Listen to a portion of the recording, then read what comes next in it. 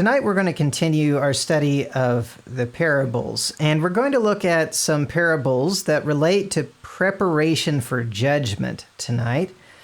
But before we get into the parables, I want to talk about the context a little bit. So when we look at the first parable we're going to look at, we find it in Luke chapter 12 and in Matthew chapter 24. In Luke chapter 12, the context is what we were dealing with last week, the not worrying about tomorrow, storing up treasure in heaven rather than on earth. And so that it's right after that he tells this parable. But in Matthew chapter 24, the context, it's pretty much the same parable, very, very similar in their wording. And it's talking there about the destruction of Jerusalem. And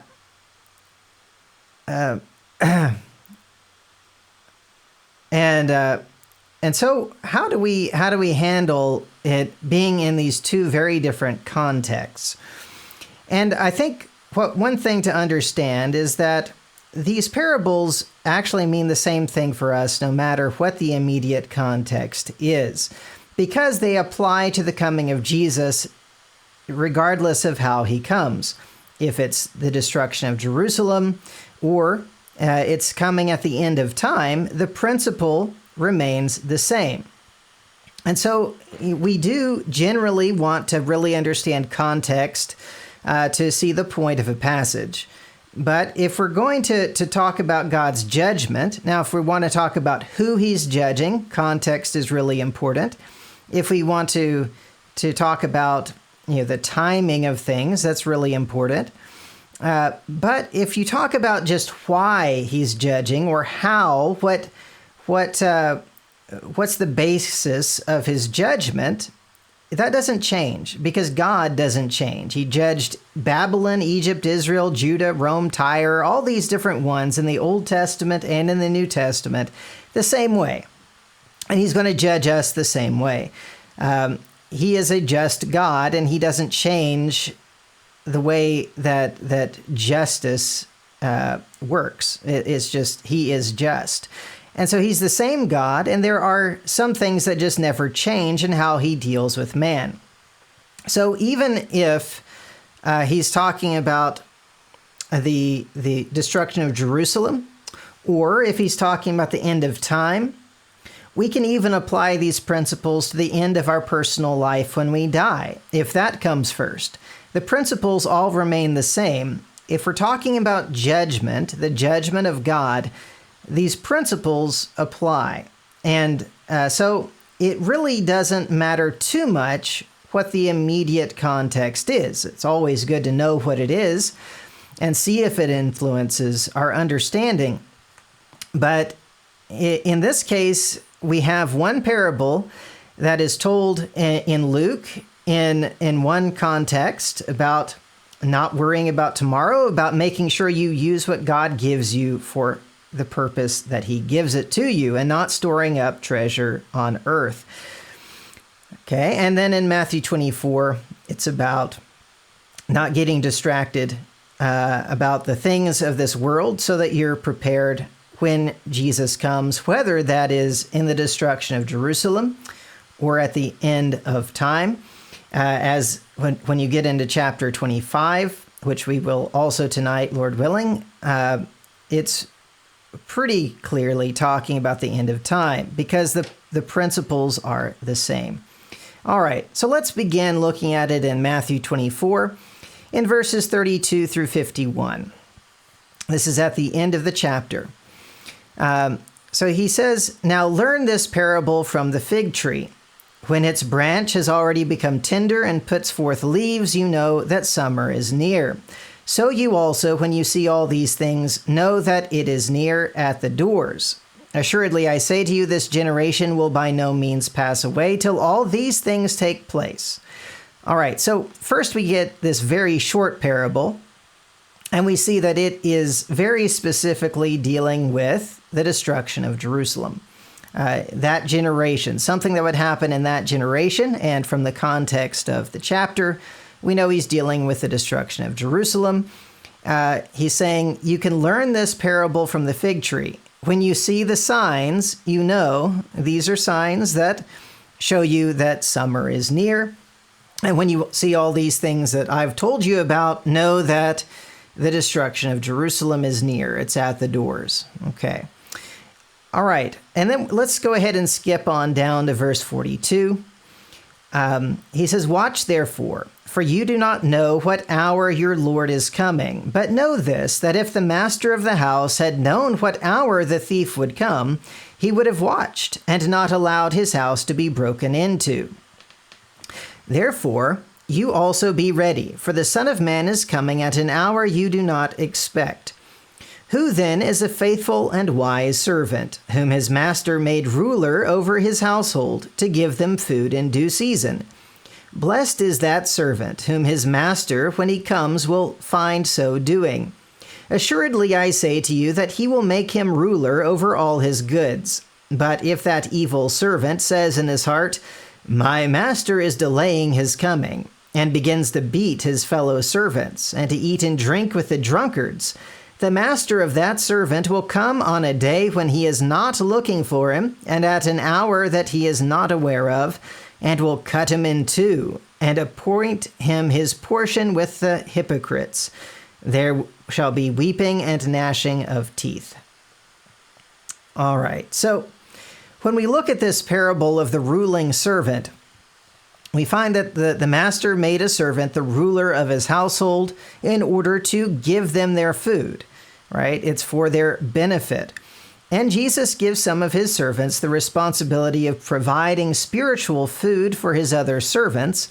And really, all Christians should eventually grow into that if they live long enough and are able to grow to that point, right?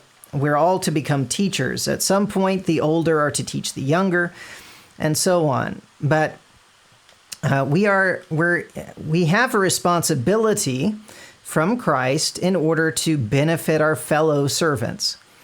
All right, well, in the parable, when the master returns, there's two different ways that he can find the servant. There's one who's doing what the master left him to do, and that one will be greatly blessed and rewarded with more responsibility and authority. And so if Jesus finds us fulfilling our responsibility, he will bless us and give us more responsibility and authority. If we're doing what we're supposed to do with what he gives us, right? The one who beats his fellow servants and eats and drinks with drunkards because he's not expecting his master anytime soon, he will be caught and he will be severely punished. In fact, it's an eternal punishment. There's no restoration of that. And so we find that if we really think in our hearts that it's going to be a long time before we're judged by Jesus, whether we die or Jesus returns, and we just think, well, you know what, I have a lot of time before I have to stand before him in judgment, it becomes really easy to become distracted from our responsibilities. We can start abusing our brethren, and just misusing our relationships with them, or speaking evil of them because they actually are trying to get us to do what Jesus wants us to do, and we don't want to do that right now. And so we'd rather spend time with worldly people. He talks about in the parable, they're eating and drinking with drunkards. And well, we may think we have a lot of time before the master is going to come, and so we can do all this now, and we can repent later, and then we can be fine when he shows up. But Jesus says, no, that's not how it works. You're going to get caught, and you're going to be severely punished, and you will regret it. The same parable is found in Luke chapter 12, in verses 35 through 40. He says, let your waist be girded and your lamps burning, and you yourselves be like men who wait for their master when he will return from the wedding, that when he comes and knocks, they may open to him immediately. Blessed are those servants whom the master, when he comes, will find watching. Assuredly I say to you that he will gird himself and have them sit down to eat, and will come and serve them. And if he should come in the second watch, or come in the third watch, and find them so, blessed are those servants. But know this, that if the master of the house had known what hour the thief would come, he would have watched, and not allowed his house to be broken into. Therefore you also be ready, for the Son of Man is coming at an hour you do not expect. Then Peter said to him, Lord, do you speak this parable only to us or to all people? And the Lord said, Who then is that faithful and wise steward whom his master will make ruler over his household to give them their portion of food in due season? Blessed is that servant whom his master will find so doing when he comes. Truly I say to you that he will make him ruler over all that he has.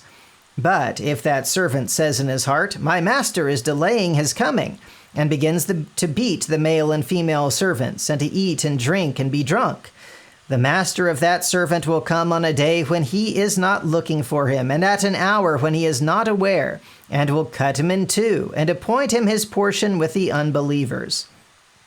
And that servant who knew his master's will, and did not prepare himself or do according to his will, shall be beaten with many stripes. But he who did not know, yet committed things deserving of stripes, shall be beaten with few. For everyone to whom much is given, from him much will be required, and to whom much has been committed, of him they will ask the more. All right, so we have two different parables here in Luke chapter 12, but they're very closely related. The first one we looked at here, where he talks about the ones waiting for the master to return from a wedding and being ready for him whenever he gets back. And they'll be blessed if they are really ready and waiting for him. And then Jesus answers Peter's question by telling another parable. Those with authority, or those that are given much, have more required of them. Which in the context, remember, he's talked about that the parable of the rich farmer, and the rich farmer wanted to keep everything for himself, and he died that night. It was not what he expected. He didn't use what God gave him for the purpose God gave it to him, to help others.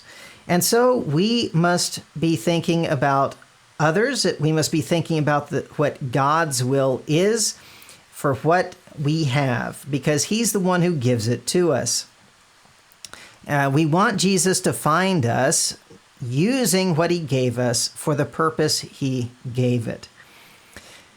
All right, so the ones that know have more responsibility, and those that have been given have more responsibility, right? The more you have, the more responsibility you have to use it for God's purpose. And so Jesus is going to judge in a way where he demonstrates he fully expects us to be busy with what he gave us to do, and not to be distracted by the things of the world, and not to think that we have plenty of time later to do it. We need to be busy with it now. All right, and then we have another parable. This is in Matthew 25. This is right after the parable we've just looked at in Matthew 24 about the wise and the foolish virgins. And here in Matthew 25, in verses 1 through 13, it says, Then the kingdom of heaven shall be likened to 10 virgins who took their lamps and went out to meet the bridegroom. Now 5 of them were wise, and 5 were foolish. Those who were foolish took their lamps and took no oil with them, but the wise took oil in their vessels with their lamps. But while the bridegroom was delayed, they all slumbered and slept. And at midnight a cry was heard, Behold, the bridegroom is coming. Go out to meet him. Then all those virgins arose and trimmed their lamps. And the foolish said to the wise, Give us some of your oil, for our lamps are going out. But the wise answered, saying, No, lest there should not be enough for us and you, but go rather to those who sell and buy for yourselves." And while they went to buy, the bridegroom came, and those who were ready went in with him to the wedding, and the door was shut. Afterward, the other virgins came also, saying, "Lord, Lord, open to us." But he answered and said, "Assuredly, I say to you, I do not know you. Watch therefore, for you know neither the day nor the hour in which the Son of Man is coming." All right, so a very, very similar concept here. I believe he has moved on to talking about the end of time, although this could, in theory, also relate to the destruction of Jerusalem. But I think with the idea of the wedding and the joy they're missing out on, it seems much more fitting for this to be the end of time than the destruction of Jerusalem. And so Matthew puts these things together, even though Jesus doesn't seem to have taught them at the same time, but because they're all related to judgment. And so the principle is all the same. All right, so you have the 10 virgins that took their lamps. They went out to the bridegroom to meet the bridegroom. And Christians are to keep their lamps lit until they meet the Lord. The idea being we're to be the lights in the world. We are to be busy with the things the Lord gives us, and that should be continuous. They didn't light their lamps when he showed up. They kept them burning the whole time they're waiting. The foolish ones took their lamps, but no oil. The wise ones took oil in containers along with the lamps. We need to be prepared for endurance. You don't wait until the end to light your lamp. You have to keep it burning the whole time, which means you need to be prepared for a long time, because we do not know when we will meet the Lord. So when the bridegroom came at midnight, the foolish virgins asked oil from the others, but couldn't get it. So they tried to buy oil, but they were too late to enter the wedding. We can't think that we can depend on our association with others to get us into heaven. You can't ask your brethren for their oil, or they can't give you the zeal. They can't give you sincerity in following Christ. They can't give you the things that are really needed to be faithful. You have to have that in yourself. And so we can't get to heaven by depending on others. You can't think you can repent at the last minute either and enter into heaven. They tried to go out and buy oil at the last minute, but it was too late. You can't just say, well, I'll live like the world now, but at the end I'll change. You don't know when the end is, and you're going to miss it. It's not going to work. We need to keep the lamps burning all the time. Be prepared for endurance. It's a good thing. It's a wonderful thing to be faithful to the Lord. It's not a burden. It's a good thing to keep your lamp lit. But it is also something that requires energy. It requires thought, being deliberate, thinking about the future and what you're going to do. So we need to make sure that we have this endurance. When we look at these parables, it really does fit as a continuation of the discussion we had last time about using what God has given us to do what he wants done. The Master has given us responsibilities beyond just how we use money, even though that's included in it. But we are to take care of our fellow servants. We're a servant also, but we have a responsibility towards our other servants. And the more we have, the more money, the more knowledge, the more whatever we have, abilities we have, the more responsibility we have to use that to benefit our fellow servants. So if we remain busy doing what Jesus wants us to do, we're going to be really happy when Jesus returns. Whether we die and we meet him or he comes back, whatever happens first, we're going to be happy. But if we get distracted and we think we don't have to worry about being judged by this master anytime soon, we're not going to fulfill our responsibilities. And we're going to be so disappointed when we find ourselves suddenly in his presence. We're going to think, oh no, I wasn't ready. I should have been ready. And we could have been ready. He's given us a warning. So are we going to be the wise servants, or are we going to be the evil servants? Are we going to be wise in endurance, or foolish without any preparation for the future?